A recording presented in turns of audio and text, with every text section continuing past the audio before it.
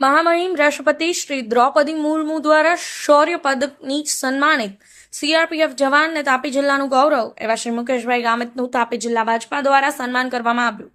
તાપી જિલ્લાના વ્યારા તાલુકાના ચાંપાવાડી ગામના મુકેશભાઈ ગામિત કે જેઓ બીએસએફમાં છેલ્લા 12 વર્ષથી બોર્ડર પર દેશ સેવા કરી રહ્યા છે, આતંકવાદીને મોતને ઘાટ ઉતારી સાથે જવાનની જાન બચાવનાર જવાન મુકેશભાઈને રાષ્ટ્રપતિ દ્વારા શૌર્ય ચક્રથી સન્માનિત કરાયા હતા। આ મુકેશભાઈ ગામિતનું તાપી જિલ્લા ભાજપા દ્વારા સન્માન કાર્યક્રમ સોનગઢ અગ્રેસર ભવન ખાતે રાખવામાં આવ્યો હતો। જિલ્લાના પ્રભારી માધુભાઈ કથારિયા, જિલ્લા પ્રમુખ મયંકભાઈ જોશી, નિઝર ધારાસભ્ય જયરામભાઈ ગામિત, વ્યારા ધારાસભ્ય મોહનભાઈ કોંકણી દ્વારા મુકેશભાઈને શાલ ઓઢાડી ફુલાર પહેરાવી મોમેન્ટો આપી ખૂબ જ શાનદાર રીતે સન્માન કરાયું। આ સમયે ભારત માતા કી જય, વંદે માતરમના નારાથી હોલ ગુંજી ઉઠ્યો હતો। ત્યારબાદ જિલ્લા મહામંત્રી શ્રી રાકેશભાઈ કચવાળા, જિલ્લા પંચાયત પ્રમુખ જાલમસિંહ વસાવા સહિત હાજર તમામ કાર્યકરો, હોદ્દેદારો દ્વારા જવાન મુકેશભાઈ ગામિતનું સન્માન કરવામાં આવ્યું હતું। બ્યુરો રિપોર્ટ, દિવ્ય પુકાર ન્યૂઝ, તાપી। કારણ કે કોઈ પણ આપણા જિલ્લામાં કોઈ આર્મીમાંથી રિટાયર થઈને આવે છે ત્યારે છેલ્લા 10-15 કે મહિના પહેલાથી જો તૈયારી કરે છે અને તૈયારી તો કરે છે પણ બધાને ફોન કરે છે, આપણને રૂબરૂ આમંત્રણ આપે છે। એવી એમની સાથે જે ટીમ આવીને આપણા અધિકારીને થોડા ઉભા થઈ છે એટલે પણ આપણે કાર્યની વધારે આજે ટીમ છે આપણા જિલ્લામાં ક્યારે પણ કોઈ શરૂઆતમાં કોઈ જોબ પર જાય છે ત્યાં અને બધા રિટાયર થઈને આવે છે એમનું માન કઈ રીતે જળવાય, સન્માન કઈ રીતે થાય એ હર હંમેશા આ ટીમ મહેનત કરે છે અને જે પણ બોર્ડર પર આપણા જિલ્લામાંથી સુરક્ષા માટે જાય છે તે પ્રોત્સાહન અને પ્રેરણા પણ આપે છે। મિત્રો, આજનો કાર્યક્રમ આમ તો સન્માનના કાર્યક્રમો ઘણા દિવસથી ચાલતા હતા। મેં તમને કીધું કે એમને આજે જવાનું હતું અને મહેકભાઈ સાથે એમને અમારી પાર્ટી દ્વારા પણ અમારે સન્માનનો કાર્યક્રમ કરવાનો એટલે એમણે તરત એવું કીધું કે આ એક દિવસ લેટ જઈશ કોઈ વાંધો નહીં આવે। તો સૌથી પહેલાં તો આપણે આભારવાદી કે આપણે આપણા માટે ટાઈમ કાઢાય। બીજી વાત, આ દેશની લડાઈ માટે જ્યારે અંગ્રેજોનું શાસન હતું, મુગલોનું શાસન હતું, એ સમયથી આ લડાઈઓ તો ચાલતી આવે છે। મુગલો સાથે પણ લડાઈ લડ્યા, અંગ્રેજો સાથે પણ લડ્યા। એ સમય પણ ખાસ કરીને આદિવાસી વિસ્તારના જે આપણા યુવાનો સૈનિકો ત્યાંથી દેશ માટે લડતા આવે છે। દેશની આઝાદી મળી ત્યાર પછી પણ આઝાદીની લડતમાં પણ આપણા જિલ્લાનો અને ખાસ કરીને સમગ્ર ગુજરાતનો ખૂબ મોટો ફાળો છે। મિત્રો, જ્યારે આ મુકેશભાઈ ગામિતનું સન્માન એમનું થઈ રહ્યું છે, મિત્રો એમની હિંમતનું આજે સન્માન થઈ રહ્યું છે કે એમણે આપણને ખ્યાલ આપણે બોલીએ છીએ ને, જ્યાં હુઆ બલિદાન મુખર્જી વો કાશ્મીર હમારા હૈ।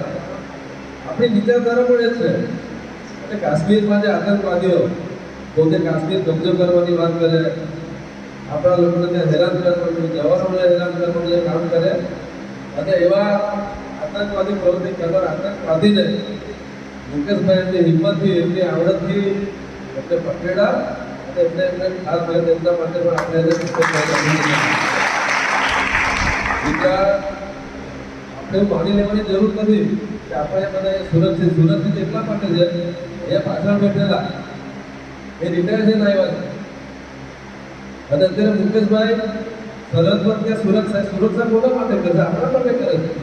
એ લોકો ત્યાં બોર્ડર પર સુરક્ષા કરે છે તો આપણે સહી સલામત જે દેશે બધા કંઈ અસ્તવ્યસ્ત થાય તો ભૂતકાળમાં આપણે જોયું છે આતંકવાદીઓ ક્યાં સુધી ઘૂસી જાય છે, મુંબઈ સુધી આવી જાય, સુરત સુધી આવી જાય, અમદાવાદ સુધી આવી જાય, એટલે નથી આવતા તો મુકેશભાઈ જેવો જે સ્ટાફને એમને લીધે અત્યારે આપણા આતંકવાદીઓને પણ આપણા દેશ પર વિશ્વાસ દેતા નથી। ભૂલે ચૂકે આવી જાય છે, ગમે ત્યાં ખાસ ભરાઈ જાય જ્યારથી નરેન્દ્રભાઈ મોદી સાહેબ દેશના વડાપ્રધાન તેમજ ઉપસ્થિત સર્વનો આ તકે ખૂબ ખૂબ આભાર માનું છું।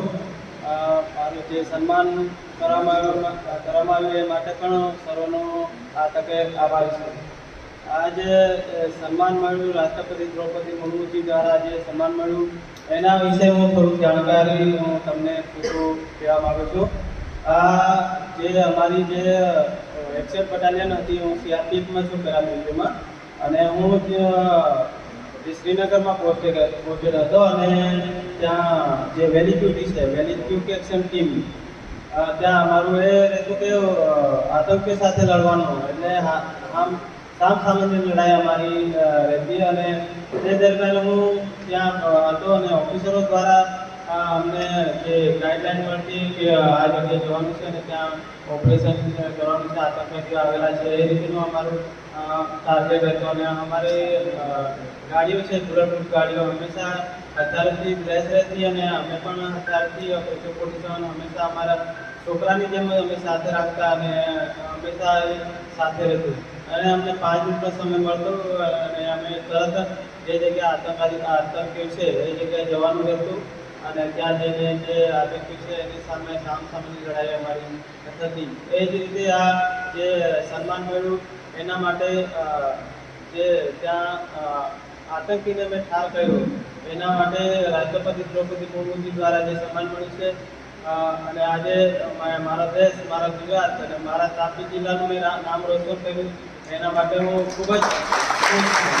પણ હું એ જ કહેવા માગું છું કે જરૂરી નથી કે આપણે જે ગવર્મેન્ટ સ્કૂલો છે એમાં અભ્યાસ કરીને જ આપણે આગળ વધીએ. હું ગામની પ્રાઇમરી સ્કૂલ અને હાઈસ્કૂલ અને 12મા પછી મેં આ એક્ઝામની જે કોર્સમાં ગયો અને આજે આ જગ્યા મળી છે એના માટે હું ખૂબ જ આભારી છું. આપણે તાળી પાડવાની છે, જય બોલાવવાની છે, એ લોકોએ તો લડવાનું છે. ભાઈ શ્રી મુકેશભાઈ શૌર્ય ચક્રથી સન્માનિત થવું દરેક પેરાફોર્સ હોય, મિલિટરી હોય કે લશ્કર હોય, એના અધિકારીનું એક સ્વપ્ન હોય કે આપણું આવું ક્યારે સન્માન થાય. આટલી 12 વર્ષની નોકરીમાં આવી એને તક મળી, પણ તક કેવી કાં જીવ લેવાનો કાં જીવ આપવાનો, બેમાંથી એક શક્ય બને. અને એવા સમયે આપણા તાપી જિલ્લાનું ગૌરવ, વ્યારા તાલુકાનું ગૌરવ, ચાંપાવણીનું ગૌરવ અને સમગ્ર ગુજરાત અને રાષ્ટ્રનું ગૌરવ જ્યારે આપણી નજીક બેઠા હોય, આપણી સાથે બેઠા હોય અને વાત કરતા હોય, ત્યારે આપણને પણ ગદગદિત થઈ જવાય કે આ માણસે આતંકવાદીને ઠાર કરી નાખ્યા. અને આપણને એનું ગૌરવ હોય. અને રાષ્ટ્રભક્તિ અને માતૃભક્તિ એ બે વસ્તુ એવી છે કે દરેકના લોહીમાં હોય છે અને એ લોહી ધબધબતું જ હોય છે. અને જ્યારે આવી ફરજ મળે ત્યારે કાં મરવું ને કાં મારવું, બેમાંથી એક જ ઓપ્શન હોય છે. બીજો કોઈ ઓપ્શન હોતો જ નથી કે હંતાઈ જઈએ ભાગી જઈએ. ત્યાં સેનામાં એવું કંઈ ચાલતું નથી. ખાસ કરીને ભારતીય જનતા પાર્ટીએ જ્યારથી શાસન સંભાળ્યું ત્યારે મિલિટરી, પેરામિલિટરી કે બીજા કોઈ વિભાગો હોય ખુલ્લી છૂટ આપેલી છે અને એના થકી જ આ બધું શક્ય બને છે. અગાઉની સરકારો એમ કહેતી પૂછવા આવવાનું કે ભાઈ આને મારીએ કે નહીં મારીએ, ત્યાં તો પેલો ભાગી જાય. પણ મોદી સાહેબે જે રીતે મિલિટરીને સાધનો આપ્યા, જે રીતે સગવડતા કરી અને જે રીતે સવલતો આપે છે, ત્યારે આવું વીર નીકળે. અને એ આદિવાસી જિલ્લો તાપી જિલ્લામાંથી અને વ્યારા તાલુકામાંથી નીકળે ત્યારે આપણા સમગ્ર તાપી જિલ્લામાં તો આનંદ અને ગૌરવ હોય જ. અને આ શૌર્ય ચક્ર સરકાર 6 પ્રકારના ચક્રો આપે છે. 1947માં એની જાહેરાત થયેલી ને 1950માં 3 ચક્રો આપવાના થયેલા: પરમવીર ચક્ર, મહાવીર ચક્ર અને વીર ચક્ર. તમે ગૂગલમાં લેજો, તમને બધું મળશે. અને ત્યાર પછી 1952માં આ બીજા 3 ચક્રો, શૌર્ય ચક્રને, એ 3 પ્રકારના ચક્રો આ જવાનોને આપવામાં આવે છે. ખરેખર આપણા માટે આનંદની વાત છે. આજે ખૂબ મોટું થયું છે, પણ મુકેશભાઈ અને એના પરિવારને, કારણ કે મુકેશભાઈ ત્યાં પરિવાર હાથે તો નથી રહેતા ને, એટલે પરિવારને આપણે તન, મન અને ધનથી બધી રીતે જ્યારે જરૂર પડે ત્યારે ઊભા રહીએ ને તો આપણે રાષ્ટ્રભક્તિ કે આપણે આપણો ધર્મ નિભાવ્યો કરે. આ લોકોએ થઈને આવ્યા છે. આપણે એમને પૂછતા રહીએ કે ભાઈ તમને કઈ તકલીફ છે, તમને કઈ મુશ્કેલી છે, તો આપણી રાષ્ટ્ર ભાવના કહેવાય. અને રાષ્ટ્ર ભાવના જ આપણને ઉજાગર કરતી હોય છે. બાકી તો પૈસા કમાવાના હોય, લગ્ન